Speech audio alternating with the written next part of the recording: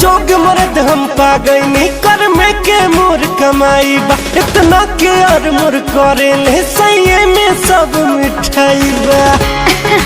तब तो बड़ा भाग्यशाली बारू हो। मन जोग मरद हम पा गई कर में के मोर कमाई बा इतना के और मोर करे ले सही में सब मिठाई बा। सांझ से पिया डाल दे बेले फोन फ्लाइट मोड में सर्दी भर मोर बलम जी लेके सुते में गोद में। तो बड़ा मजा आवत हुई हो। सर्दी भर मोर बलम जी लेके सुते ले गोद में। तो खूब मजा लूटा ना सर्दी में।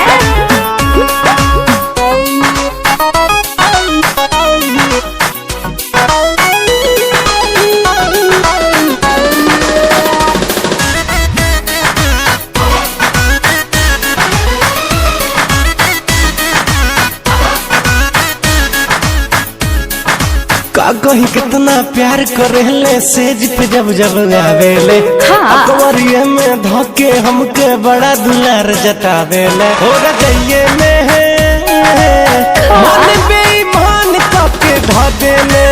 अरे बाप रे। घइये में है पिया परेशान करके ढाबेले।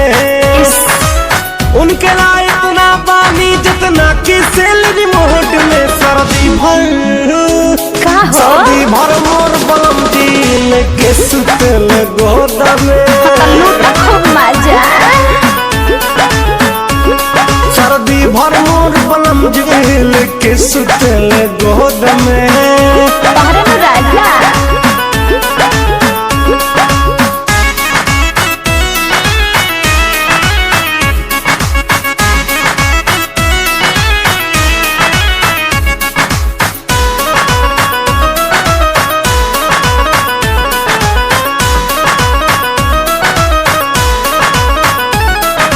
हीटर से भी ज्यादा गर्मी पिया के गोद में पाईला।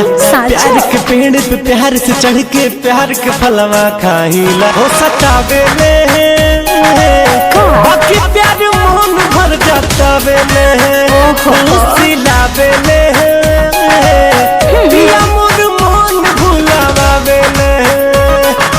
पिया रितेश के पवले बानी निर्मोही के सपोर्ट में सर्दी भर मोर बलम जी लेके सुतेले गोद में।